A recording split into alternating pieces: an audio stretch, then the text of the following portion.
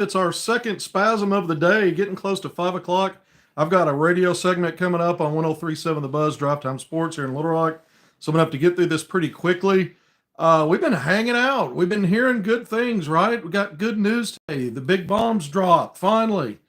Arkansas, not just one, but two, kind of Noah's Ark style. I tweeted this out after the Nick Pringle news dropped that he'd committed to Arkansas. I did the old good news comes in pairs tweet because I knew that Malique Ewin was going to also drop. The announcement was coming. I was thinking the way it was told to me, it'd be just minutes, minutes after the Pringle news. And it took an hour. It was minutes, all right. It was an hour and a half nearly. Who's complaining? Who's complaining? We got plenty of time to sit around. We've been waiting around anyway.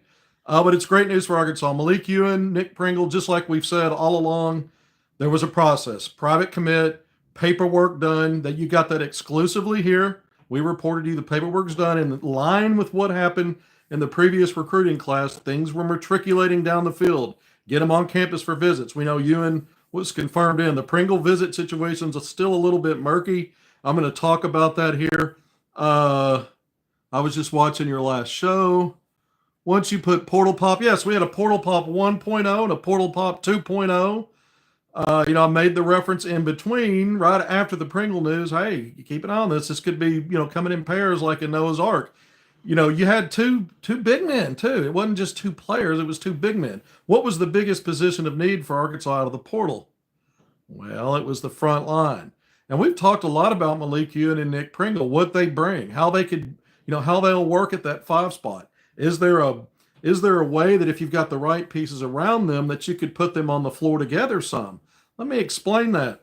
If you look at Nick Pringle at South Carolina last year, who was he on the court with? Colin Murray Bulls, who's effectively a guy you can put the ball in Burrell's hands out away from the basket with Pringle inside and let him go to work and drive his way into a shot. Now, Colin Murray Bulls would take a few threes here and there, but that really wasn't his game. He wasn't a floor spacing forward being complemented by a strictly paint presence and a Nick Pringle. Because, again, Colin Murray Bulls was working his way down toward the basket.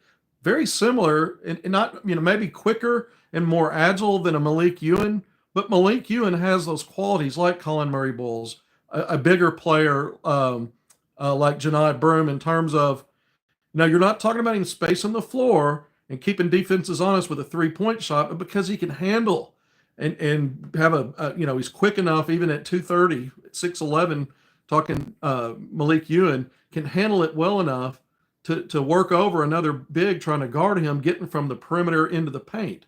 And so there may even be times these guys could play together and not just one serve as the backup to the other. Of course, you're keeping Trevor Brazil, it looks like, and that's going to be your 4-5, a guy that's versatile enough to do that. Now, if Arkansas stops recruiting the front line right now, they have exactly the same combination of bigs that they had last year. Not the same people, but Jonas Adu and Big Z were your 5s.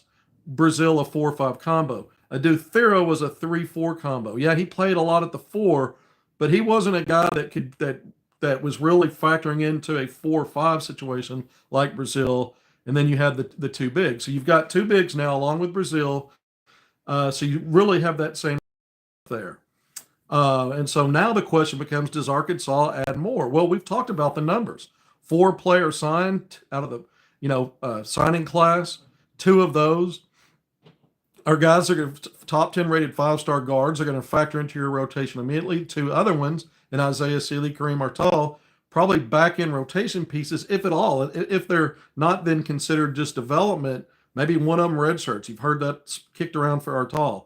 But so you don't know, but you'd have them, guys that maybe you could turn to in a pinch and need to, but it gives you some other options as you continue to fill this out. 4 signed, 4 in retention. Let's assume right for now, unless something changes, we feel good now about DJ Wagner, Trevor Brazil, Carter Knox, Billy Richmond III. 4 plus 4 is 8. Now you've got your 2 big men. By the way, the commitment announcements, that's how I framed it. They've actually signed. And I think the way that Joe Tipton or whoever in combination with him, Deshaun London, put it out that they've signed. We've already told you that. We could have made this public. We're not going to respect the process that Calipari has. No, they're committed, but I need to make sure that it goes the process, get them on campus. Well, that's happened, and let it go public. They have, we were having to wait for Joe Tipton to put out the last one. I wasn't going to step in front of that. I never do. Sometimes but it's not like we haven't been reporting this for a while. And the only reason we bring up the outliers of things that, well, all these steps happened, but Arkansas caught and released, or this happened with the NIL, is because there are precedents for things that happen even when you get to this point. Now that it's public, the two outliers from last year, now that we're here, they never went public. They were gone. Arkansas had plausible deniability, even though we told you that the paperwork had been done and they were silently committed and it had even visited. It never went public because Arkansas caught and release, effectively both times. We're not there anymore with these guys. It's gone public. So I'll remind you, it's happened once before. Eric Patrick Melsman, Isaiah Moss out of Iowa, committed to Arkansas, made in a public announcement. All of the financial aid agreement paperwork had been done with Arkansas, and Kansas came and got them. So you can't fully close the door. What do I say? You need them on campus, enrolled in that summer session 1 or whenever they're allowed to come on. That's where most of them will come in, go through their physical, and then they're on the court for the limited stuff. That's when we got them for sure. It's not, so this is for sure. I'm not trying to be a jerk about it and say, well, but weird shit happens, so we can't completely rule out that. But this is done. Now about it. It's out there. It's public. It's real. It was always real, but now it's realer, right? And kudos to that coaching staff. They knew what they had. We've been reporting on this for over a week before the dead period ever got here, or right after the dead period started, before the dead period got to the point where you're even midway or getting to the end of it where you could resume visits. We already knew this stuff was on board. Now it was about, you see a top 5 list come out for Malique Ewin. We told you that's probably the most likely scenarios. That's a fluff list. But you can't rule out, especially when you learn that maybe he had a visit scheduled to Mississippi State after that. But we told you that if he's visiting Arkansas and the paperwork's done and the silent commit's done, I doubt that he gets off campus or takes the other visit. So in this case, whether he was technically off campus by the time the commitment came out and traveling home, whatever, we always said this was the vision.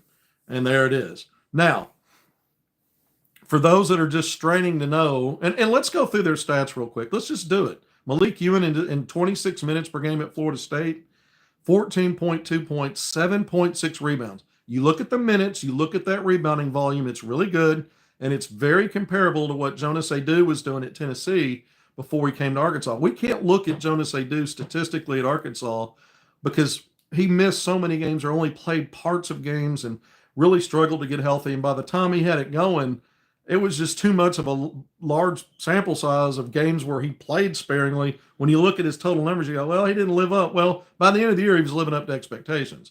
So assuming Ewin doesn't get hurt, maybe he has the similar production to what he was doing at Florida State, which was very similar to what Jonas Adu was doing rebounding-wise at Tennessee the year before. So we make that comparison. Not a big rim protector, 1.7 assists. This is a guy that'll make good decisions off that bounce. For a 6'11", young, why is he dribbling? There are some guys I mentioned, Janai Broome, Colin Murray Bowles. There's some comparisons there in terms of how he's not just a strictly 6'11", 235 big body that you have to dump a pass into. No, he can work his way in. And Pringle's an enforcer. Pringle's the muscle. He's the guy that's the closest thing to Kamani Johnson, but bigger and more talented, that workman-like kind of guy. His numbers won't blow you away, 9.5 points over 6 rebounds per game. But he's a guy, and remember the Arkansas game at South Carolina where Arkansas got destroyed. You remember Colin Murray Bowles, 34, 36 points, but it was Nick Pringle that started that game, really putting Arkansas in the basket, down around the basket, just going to work. Finished with 18 points, 9 rebounds. He had 3 double-doubles last year. Malique Ewin had 9. Ewin had 5 consecutive games with double-doubles, 5 consecutive games in ACC play in January, so it wasn't Cream Puff City non-conference opponents. So that's kind of significant. And he was getting some blocked shots and along with volume of points and rebounds to get him to double-double. So, I'm not going to call either one of these guys rim protectors, and I don't rule out the idea that Arkansas could add a third piece to the front line, or fourth, third out of the portal, fourth when you count Brazil. And we talked about that the last couple of days. A guy like Ugana Onyenso, I was told keep an eye on him. Even with this news, let's just keep an eye on it and see if Arkansas wants to add a third front line guy that understands coming in.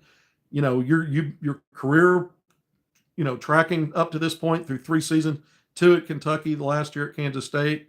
You're a limited minutes guy. You're a rim protector though, and it looks like he's put on weight. You got a Onyenso, 7-footer, now listed at 247. So he may be filling out. He was kind of one of those thinner 7-footers when he was with Calipari a few years ago, 2 and 3 years ago at Kentucky. He played 2 years there.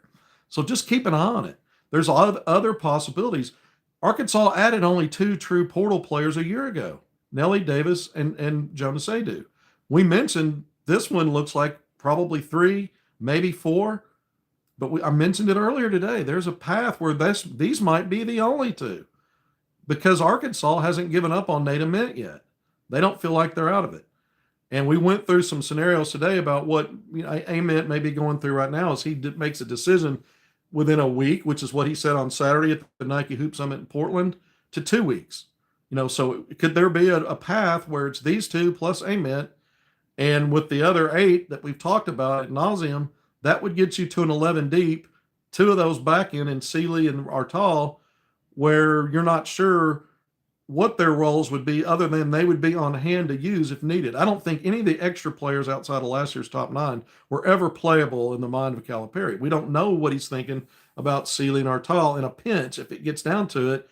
But if you do that scenario I just said, you would have those guys as your 10th and 11th, and you'd still have a true top 9 rotation. And it looks like at that point, if it is Ament, that you got 2 out of the portal, these 2 big men, Pringle and Ewin, and now you've got Ament as that other guy that gets you to 9, because we know the other 6 again are Darius Haycup Jr., Malik Thomas, and then the 4 retention pieces, assuming that stays on the course we think it is: DJ Wagner, Trevor Brazil, Carter Knox, and Billy Richmond III. Or you could add more and go from a true top 9 to a true top 10, and then Artal and Sealy are your 11 and 12th guys. And that might look like Ament and somebody else, or 2 more portal players. And maybe you could squeeze in a backcourt shooter, not on the level of a Lamar Wilkerson, who, by the way, today committed to Indiana. It was down to Indiana and Kentucky. And Jerron Pierre Jr., dare I bring his name up again. But those were more volume, kind of, high volume scores, but high volume 3-point shooters that are efficient. And I said there are other types, 3rd or 4th option types, that are marksmen. I've brought up names like Duke Miles, the more recent contact that Arkansas made, the player out of Miller, who's been all over the place, Illinois, then LSU, a couple of years at Arizona State. Both of those guys just under 10 points per game, between 9.5 and 9.8 points per game.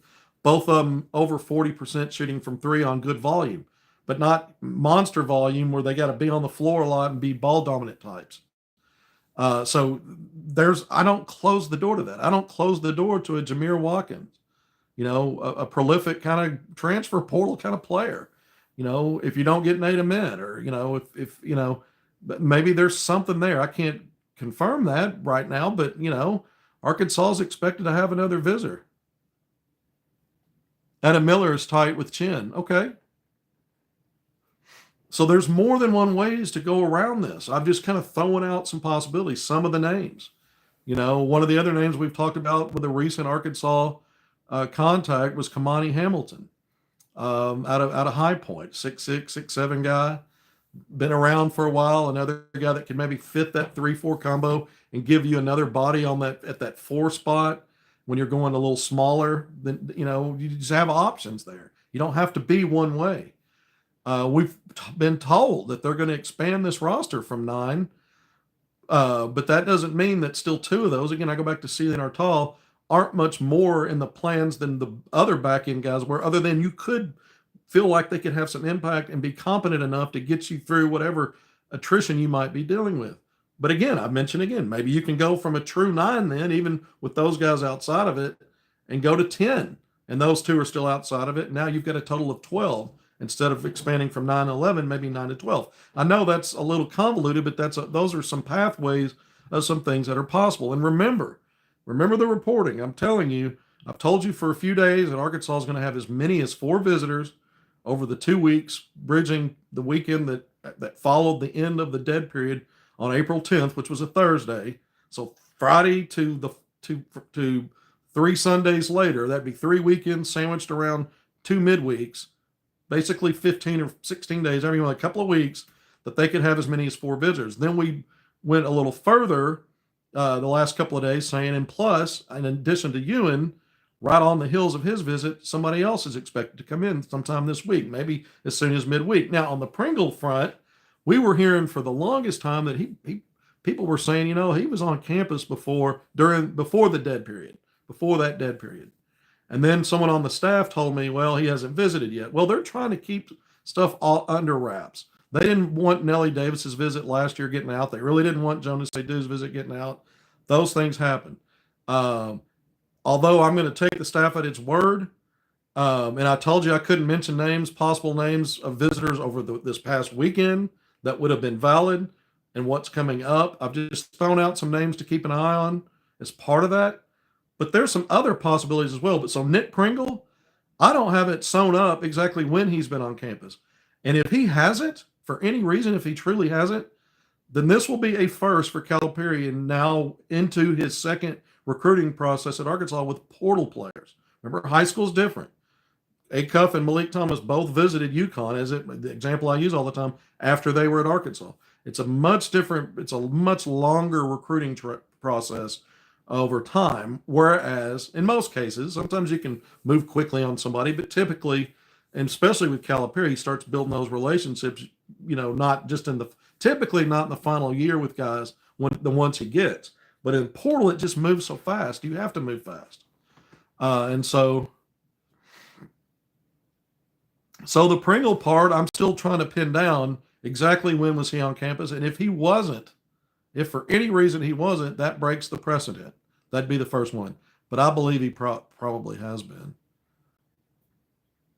You like the mix? I think it's a great mix. I think Arkansas immediately, when you look at the weights, just the body weights, 230 plus. Big Z, I think his weight when they, maybe was around there, but you saw this lack of strength. I don't care what the weight was. These are proven. I mean, Pringle's a 3-year SEC veteran, and you've seen him throw his body around at Alabama and South Carolina and how effective he is. There's a proof of concept way beyond a small sample size. And it's in line with what Calipari did a year ago with Jonas Adu, keeping an SEC guy in the SEC and getting them to come to Arkansas because they know what this league's about. It's just different. It especially is different now. It's the best league in college basketball. And the year before last, it was really, really good and arguably right in that mix as the best conference. So we've always said we like that addition aside from what he brings to the table.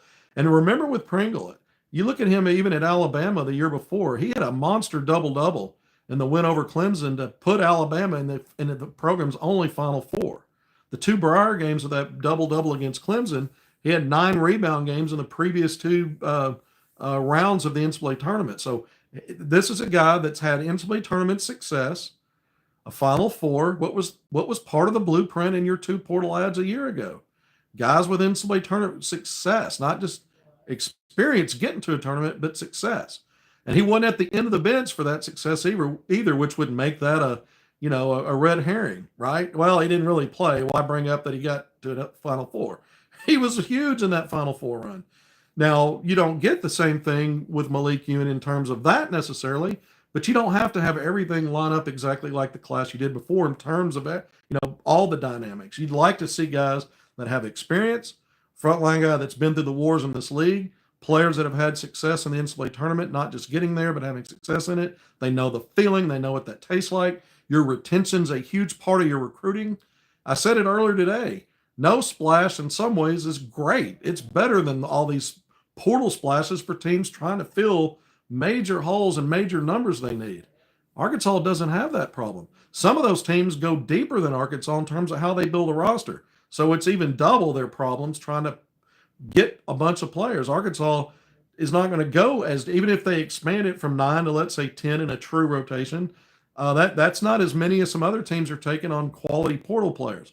And you consider that you're bringing back 4, you didn't have as much of a need. You may, no guarantee, you may end up with 2 back-to-back portal seasons where you only took true portal additions. Again, the Kentucky guys that came with Cal technically had to go portal because they had to move from Kentucky to Arkansas, but that was roster retention. So it's important. But Arkansas still looking at it and what the needs are, perimeter shooting, a 3-4 kind of guy. A guy like Nate Ahmed doesn't have to be portal and could answer both, 3-4 type, and be a knockdown 3-point shooter. There's more than one way to get there, and there's more than one way to either expand it a little bit more than what we've been talking about, and now lately we have, or if you don't, you could still. So there's more than one way this can still land. These were the 2 we said all along. It didn't matter what your retention was, and it didn't matter, who you get, and you already knew who you got in the signed class. When you add all that together, the retention, assuming it works out, and what you got in the signed class back in November, and then our tall a bit later, what did we know? Trevor Brazil's the only one out of that group that's a proven college player at this level that could be a true frontline guy, 4-5, and so you had to get bigs, and you needed to. You lost Ada and Big Z. And so knowing that, we knew it was always a priority, and it was no surprise when within the same weekend, right after the dead period started, you heard within 48 hours, Ewin on a Friday, then on Sunday, Pringle. We reported it, we went through it, and then just a few days later, we came on and confirmed the paperwork's done. And this is on path, just like the rest of it. If I sound a little preachy and adamant about it, well, that's because we told you this was coming. We always give you the outliers, the disclaimers, and all that, because that's also possible. It's not to say, well, I get to be right either way. No, I do this job, and I've seen what's happened. The same way that we report to you that things are going well, we've had to turn around and report why it didn't, why Arkansas had to move on. You'd be an idiot, you'd be a moron not to call up what the possibilities are as you move along. All right, so I'm off that soapbox. This is all good. Arkansas's got not 1 but 2 big men. I mean, this is, Cal's playing 5-dimension chess. There you go. I'm not even sure what dimension he's on today. Has anybody seen him? I mean, he's everything everywhere all at once, portal hopping. He's popping in and out of different dimensions, right? This is good news for Arkansas. I do have to go on the radio. I've loved doing this. I wanted to spend more time. I doubt I'll come back on a little bit later because I've got this radio segment I'm about a minute away from having to do. Thank you for joining me on HogvilleNET. Thank you for joining me on HogvilleNET YouTube Live. I just got a disclaimer. I got a text notification from the staff telling me the Ewin news is out. Okay, glad to hear that. We're kind of out there with it already. Ewin can dribble down the court. That's right. He can handle it. He can do some of that. There's some Jalen Wing. Remember, Jalen could be out high and was great in dribble handoff and seeing over defenses and making great passes, but he could also back you down and handle a little bit. He had a little between the leg crossover. So don't ever just sleep on a big man and say, well, that's a center. Yeah, some of these guys bring more. And even if they're not shooting threes, neither one of these guys do. They're not big rim protectors, but, at least Trevor Brazil's one that fits that bill to a good degree. And maybe there's some other things in the works that go that way. All right, truly signing off now. Thank you for joining me on HogvilleNET YouTube Live. I'm Kevin McPherson. It's Nick Pringle. It's Malique Ewin. It's 2 big men. Noah's Ark style today. Let's call it Cal's Ark. No disrespect. Okay, I don't mean it that way, but it's Cal's Ark right now. 1 by 1, 2 by 2, whatever they say it. Got the 2 big men on board at the same time. They're ready to go. They're ready for the high waters to come crashing in. Fearless McPherson reports the facts. Thanks, Kevin. Yeah, let's get there. All right, 25 minutes. I've done it again. I got to get on the radio. Love you guys. Thanks for being here. Until next time, take care of yourselves. We'll see you soon.